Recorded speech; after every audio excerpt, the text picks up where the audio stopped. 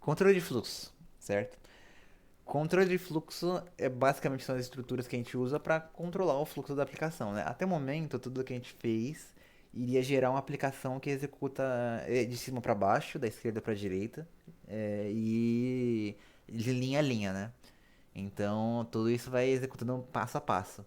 Quando a gente está falando de controle de fluxo, a gente vai alterar esse passo a passo, né? A gente vai ou pular alguma parte, ou vai escolher entre uma alternativa de execução, ou ficar executando o mesmo trecho várias vezes seguidas. Essa que é a ideia. Tem dois tipos de estrutura de controle de fluxo. Tem as condicionais, que vai executar um trecho de acordo com uma condição, e os loops, né? Os laços de repetição, ou estruturas de repetição, né? Que vão executar código várias vezes seguidas. O mesmo trecho de código. Das estruturas condicionais, as principais aqui são o if, o else e o switch. E esses três aqui meio que é um combo, os três andam juntos, e aí tem o switch. O if, else é bem simples, né? A ideia aqui você vai testando várias condições, né? A primeira condição que for verdadeira, executa aquele bloco. Em geral, todas as estruturas condicionais funcionam assim, né? Então, por exemplo, o if, como que funciona isso aqui? Eu tenho o if, a minha condição, abre chaves aqui e coloca meu código. Pronto. Eu opcionalmente posso colocar depois do if um else if ou um else. Então isso aqui não necessariamente precisa existir, eu posso só ter um if aqui. Importante isso aqui. O else if ele vai sempre vir depois ou de um if ou de um outro else if. E aí o else if aqui você vai estabelecer uma outra condição. Se essa outra condição for verdadeira, entra aqui. Se não, passa para o próximo. Se tiver um próximo, né? E aí eu posso terminar essa sequência aqui. Eu posso ou colocar um else logo depois do if ou um else depois de um else if. Terminar com else e o else, se todas as condições estabelecidas antes forem falsas, eu entro no else. O else sempre é executado se tudo for falso. Ele é meio que meu tratamento de exceção, entre aspas, né? No caso, meu caso fora do planejado. Então é assim que funciona esse carinha aqui. Ahn, Frisando na parte de a primeira condição que é verdadeira é executada, o resto tudo é ignorado, tanto antes quanto depois. Então, por exemplo, aqui, se essa variável age aqui fosse 16, 16 é menor que 18, mas também 16 é menor que 65. Só que como essa daqui é a primeira condição que é satisfeita, então vai executar só isso aqui, certo? Isso aqui é importante, é uma distinção importante porque depois quando a gente for ver, o switch você pode ter problemas com essa questão de cair em outros casos. Se você não fizer um tratamento específico. Mas o if não tem esse problema, certo? Então, outro detalhe importante no if é a questão do uso de chaves. Você pode ver que as chaves aqui estão delimitando o que vai ser executado se cair nesse caso aqui, né? Se você tiver uma coisa aqui, por exemplo, que nem essa daqui, que só é uma linha, você não precisa das chaves. As chaves não são obrigatórias. Então você poderia reescrever isso aqui dessa forma aqui. Tem toda uma discussão Olha, eu não sabia enorme. disso não. Hã? Não sabia disso não, que não precisava da chave com uma linha só. Assim, existe toda Tava uma usando. discussão gigantesca sobre isso aqui, que se é melhor, se não é, se é elegível, se não é. Assim, pra mim tanto faz. Como eu tenho preguiça, eu prefiro escrever sem chaves. Eu sei que é um segundo da minha vida, é menos de um segundo que eu vou gastar, sim, mas sei lá, eu não, pra mim tanto faz. Eu consigo entender que isso aqui vai ser executado se isso aqui for verdadeiro. Tipo, pra mim, então, não, eu geralmente escrevo assim. Mas tem gente que fala. É mais uma questão de convenção, né? Se toda a sua equipe usa, coloca chaves em tudo, coloca as chaves. Pronto, acabou. Se sua equipe acha que é legível sem as chaves, então vai fundo, sem as chaves. O importante é Eu ter também uma. acho que eu tenho mais facilidade de entender com as chaves. Eu imagino as chaves como então, né? Então, tipo assim, Portugal. as chaves é o delimitador, né? Ela vai deixar bem explícito o que que executa aqui. É que nem eu falei, como eu tenho bastante tempo programando e pra mim eu consigo ler isso aqui, então, tipo, eu coloco sem chaves mesmo, é isso aí. Mas a minha recomendação é colocar as chaves, tá? A minha recomendação pessoal é colocar as chaves, é para evitar dor de cabeça. Principalmente porque depois, por exemplo, se você for alterar esse código aqui, por exemplo, eu quero adicionar mais uma instrução depois disso aqui. Eu vou ser obrigado de qualquer maneira a colocar as chaves. Então, né? Mas é uma opção, é uma coisa aí que você tem que olhar com cautela, principalmente, né? Porque às vezes, por exemplo, a pessoa identa mal isso aqui, e aí ela vai colocar uma coisa tipo, cadê? Aí ela vai e coloca uma coisa assim, ó. Opa. Aí ela vai colocar system. Fim da verificação.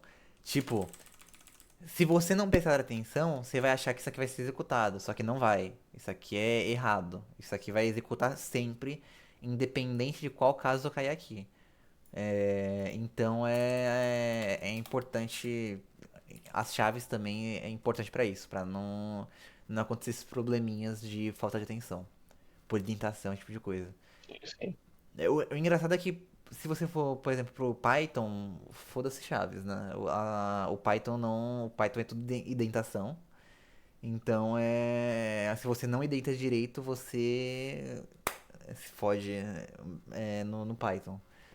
Mas aqui não, aqui você tem as chaves pelo menos pra, pra dar essa direção, pra mostrar o que, que tá acontecendo.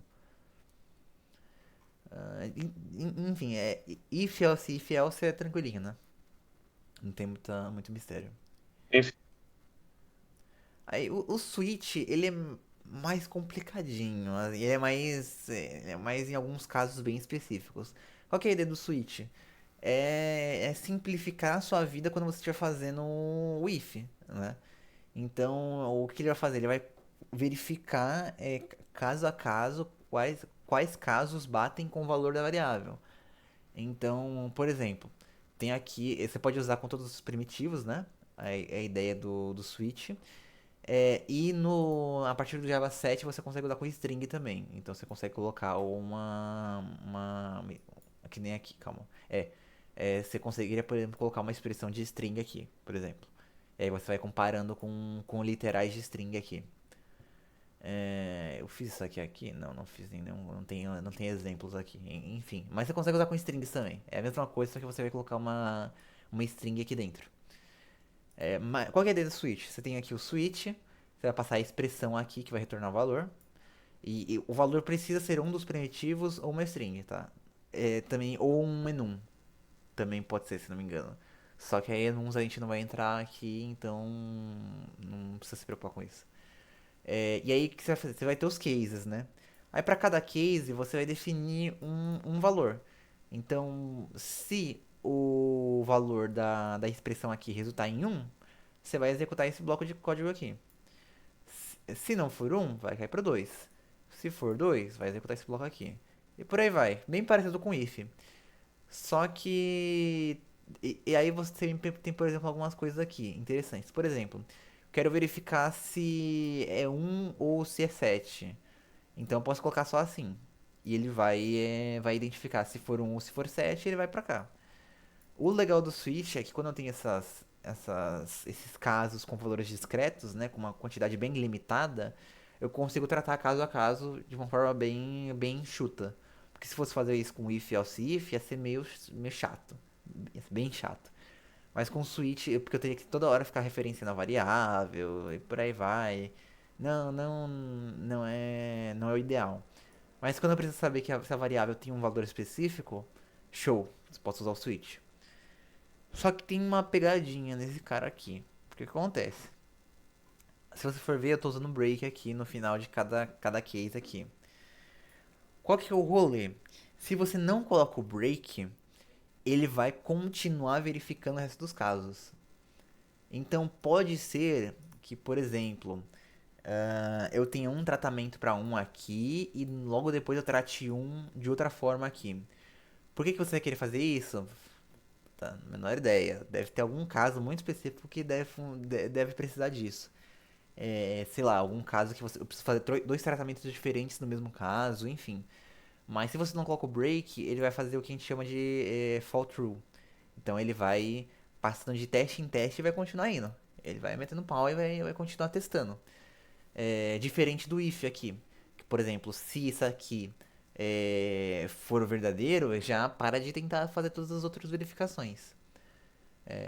Nesse quesito, o if ele seria mais eficiente se você não colocasse o break aqui no case.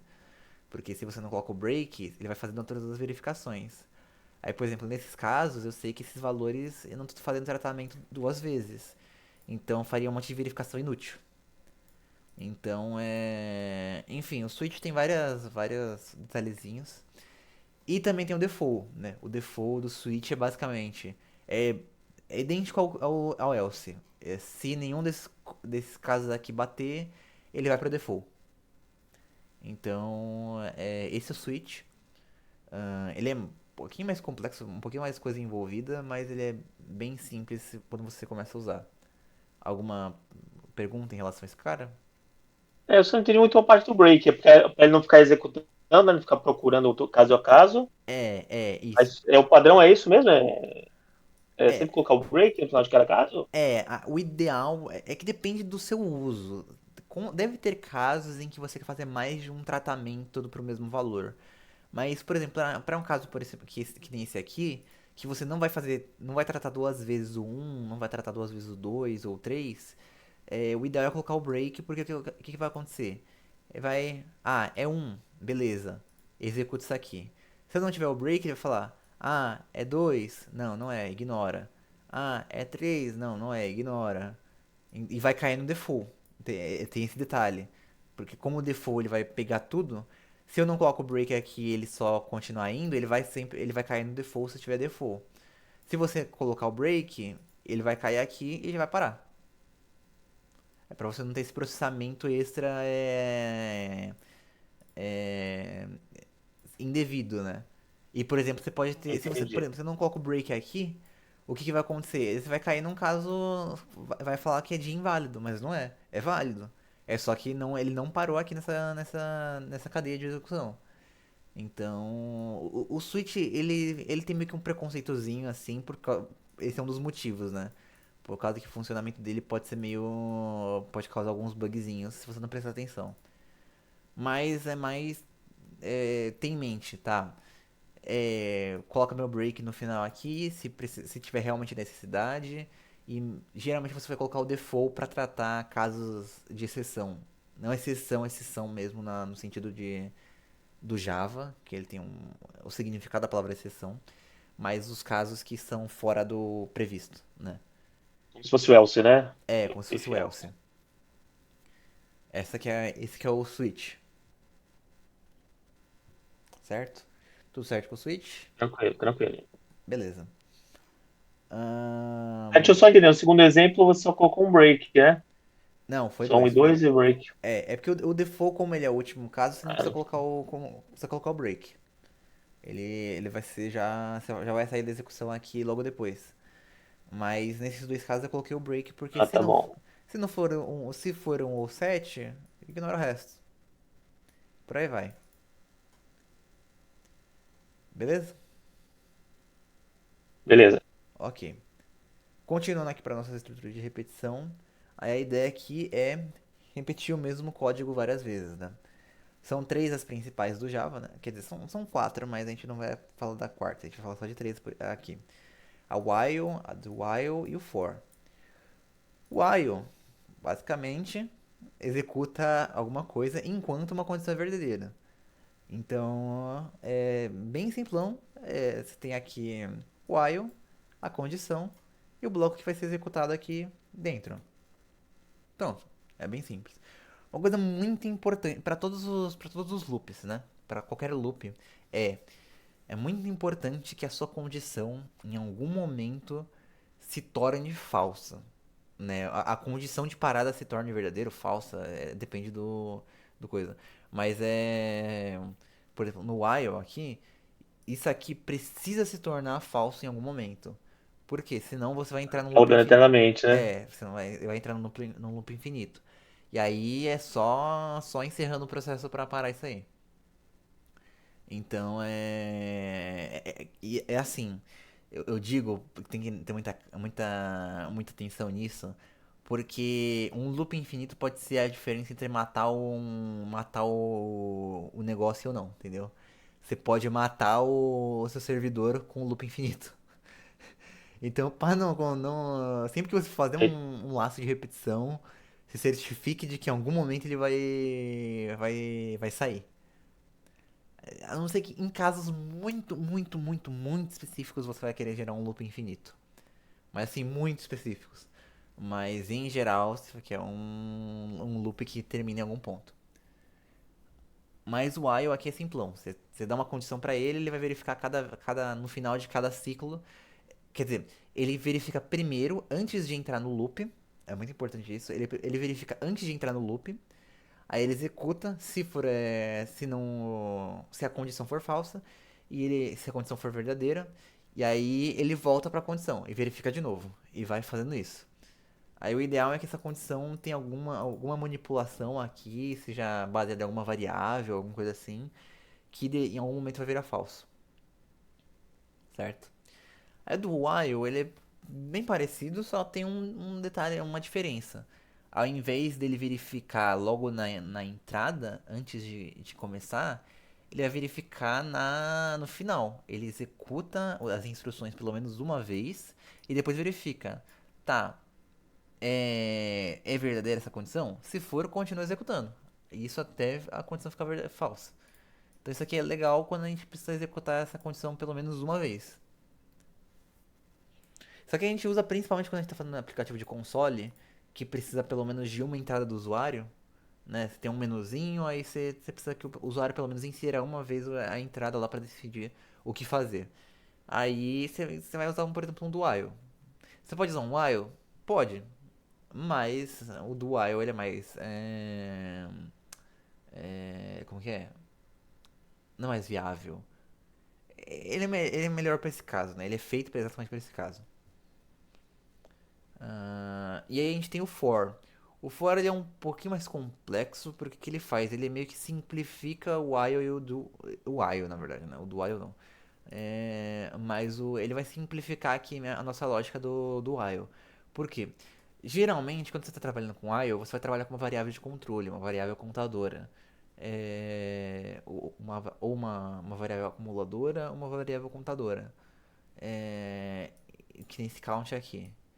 Então, pra não ter que ficar fazendo, tipo, declarando a variável aqui, aí fazendo a verificação aqui e colocando o incremento em outro lugar, pra deixar tudo centralizado, tudo fácil de ver, a condição, o começo, a condição de parada e o incremento, o pessoal inventou essa sintaxe aqui, mais enxuta, pra você fazer essa contagem.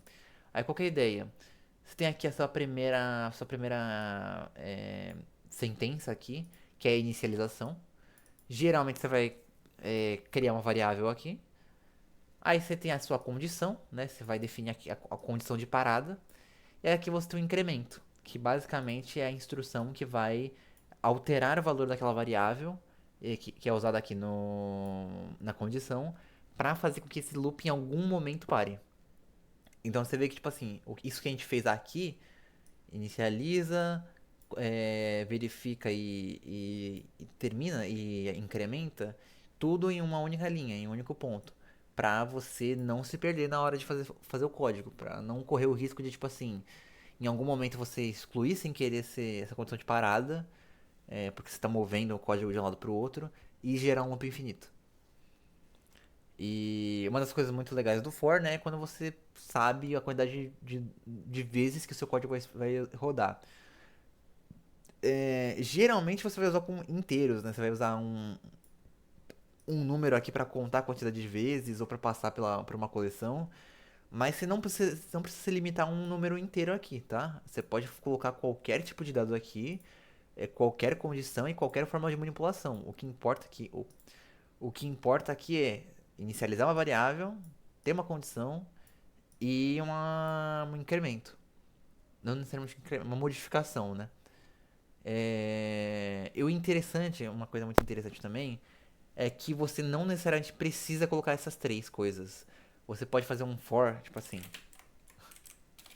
Pode fazer algo assim e vai rodar. Quer dizer, assim. E vai. Isso aqui, tá certo? Tá certo. É? Calma que são dois. São dois. E vai rodar. Essa aqui é a forma mais simples de você gerar um loop infinito. A linguagem PermX não é bonito, não é legal. Mas se você quiser gerar um loop infinito, tá aí. A seu dispor. E Tá aí, pequenininha a minha tela, eu não tô enxergando o que você fez. É um for, é aqui, ó. aí entre aspas, O e é for, isso? entre Ah, não, é aspas. dois ponto vírgula. Porque você precisa usar o ponto e vírgula para delimitar as seções, né? Então você tem aqui a Aham. inicialização, você tem aqui a condição, aí você tem aí um incremento.